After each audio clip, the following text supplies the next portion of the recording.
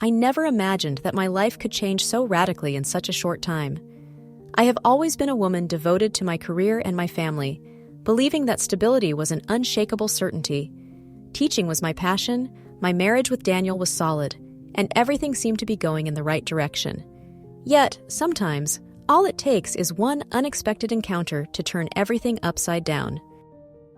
Now, before telling you how it all started, let me share a piece of my story. Only then will you truly understand how I got to this point. I have always been a person dedicated to studying, and ever since I was a child, I knew I wanted to become a teacher. My dream had always been to teach, to share knowledge, and I think that's what made me fall in love with literature. It was at university, during my master's degree, that I met Daniel. He was studying social sciences, and we met at an academic event. He was funny, intelligent, and it felt like we understood each other with just a glance. It didn't take long for us to start dating.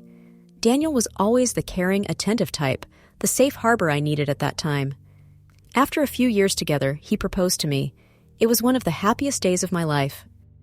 We didn't have much money, but we organized a simple wedding with our closest friends and family. It was everything I could have wished for. In the early years, our life together was wonderful. We lived in a small apartment, but it was our nest, full of love and dreams for the future. Daniel was my best friend, and I truly believed we would be together forever. Over time, our lives improved, each of us focusing on our careers. I got a position as a professor at a university in Denver, Colorado. It wasn't a prestigious university, but it was a stimulating place full of challenges, perfect for starting my academic career. I felt fulfilled, both in my job and in my marriage, but little by little, things started to change. Routine took over our relationship.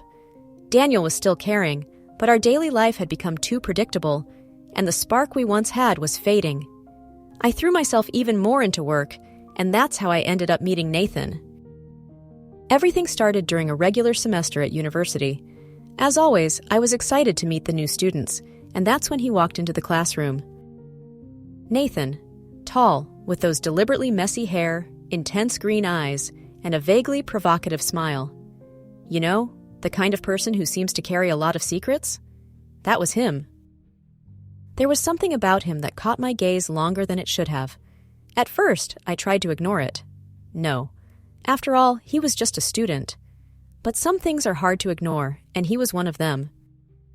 Nathan was intelligent, confident, and he immediately stood out.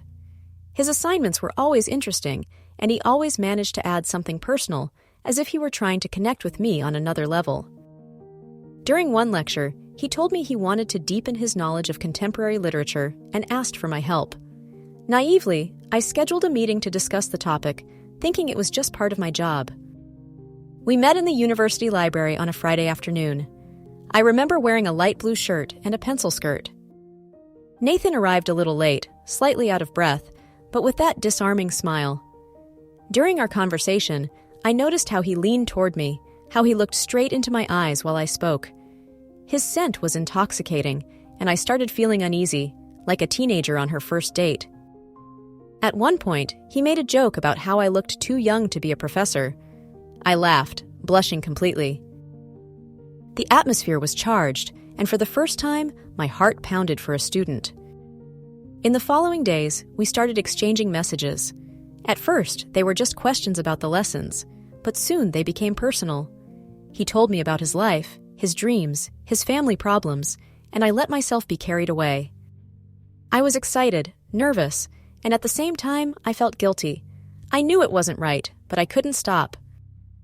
Nathan had a magnetism that pulled me in, as if he knew exactly what to do to break down my defenses. His messages made me laugh, made me feel alive again, something I hadn't felt in a long time. Every moment was an escape from my monotonous life, bringing me closer and closer to him.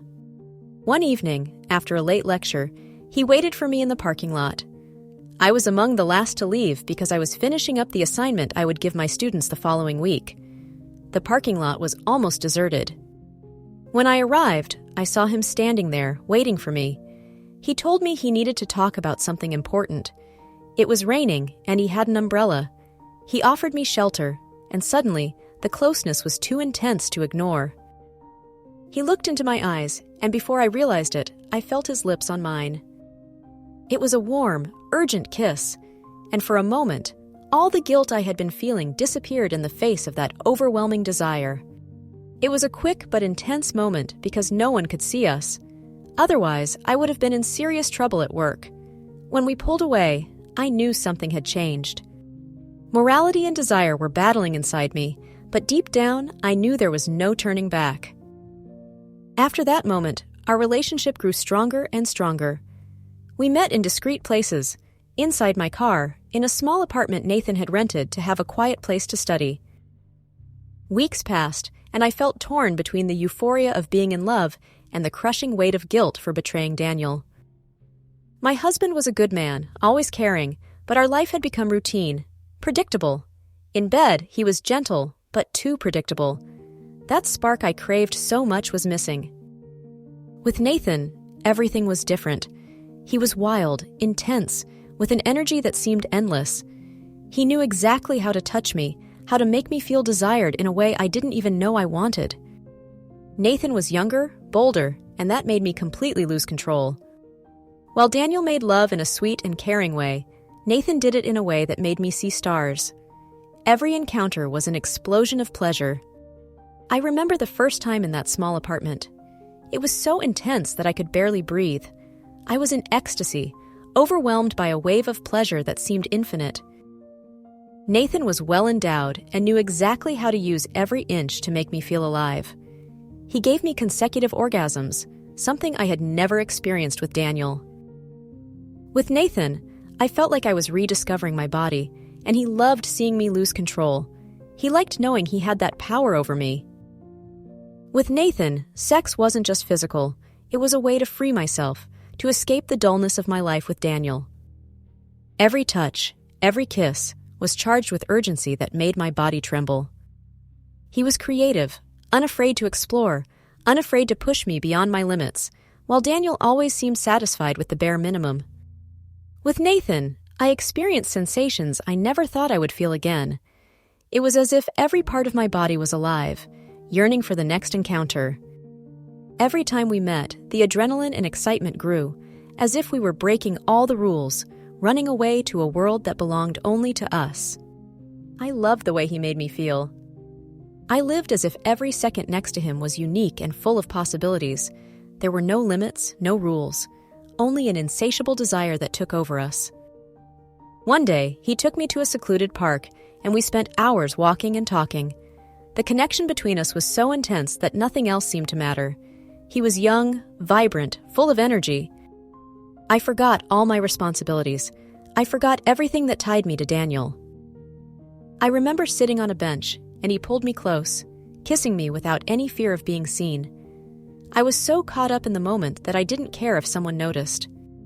It was risky, and that was exactly what made it even more exciting. Over time, though, things started to get complicated. The guilt was a constant weight, and I was terrified that someone would find out. At the same time, I couldn't pull away from Nathan. He had become my escape, my way of breaking free from the routine that my marriage had turned into. I knew I was walking on a very thin line and that everything could collapse at any moment, but it felt like I was addicted to that situation.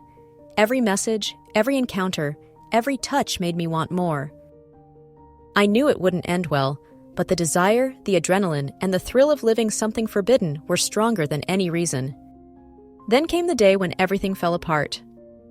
Daniel had started to suspect something, especially since I was always distracted, constantly checking my messages or coming home late.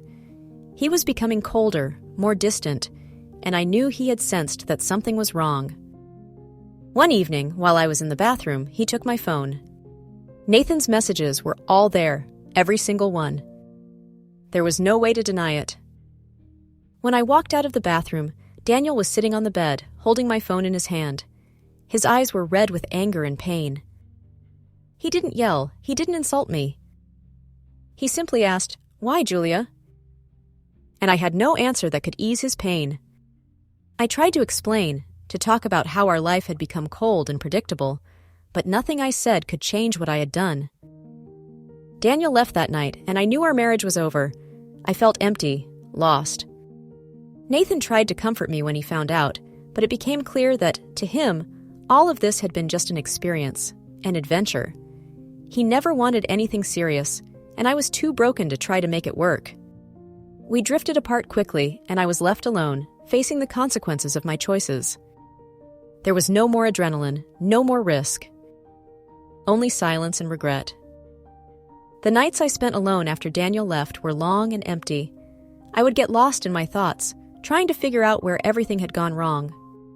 Nathan became a bitter memory, and realizing that he had never truly cared about me made it hurt even more. The ending was even more surprising. A few months later, I found out that Nathan had transferred to another university. He left no contact information, no goodbye message. It was as if he had never existed. Daniel, on the other hand, moved on with his life. He grew close to a coworker I had always admired. Now they are together. I saw them once from a distance, walking hand in hand. They looked happy. Seeing them together made me realize how much I had lost and how foolish I had been to think I could live an affair without consequences. That moment hurt me, but it also made me understand that maybe it was for the best. Daniel deserved someone who truly respected and valued him. I lost everything for a moment of passion and madness, and now, here I am, telling my story. Maybe as a warning, maybe just to ease the pain I still feel. Nathan didn't destroy my marriage. The truth is, I was the one who opened the door for it to happen. I was the one who chose to follow a path I knew would lead to destruction. After everything, I decided to leave the university because I couldn't handle the memories. I was terrified that everything would come out, which would have been disastrous for my career. Today, I live in Denver, Colorado, and I teach at both a university and a high school. Even though I still feel something for Daniel, I'm trying to move forward and meet new people. I'm dating someone who has brought my smile back. He's different from Daniel and Nathan, and I don't know where this story will lead me, but I'm learning to take it one day at a time. I'm trying to rediscover myself, to learn to forgive myself, and to build a new path for my life. The pain and regret are still here, but I'm starting to see a light at the end of the tunnel. I know I can't erase the past, but I can try to build a different future. A future where I don't make the same mistakes.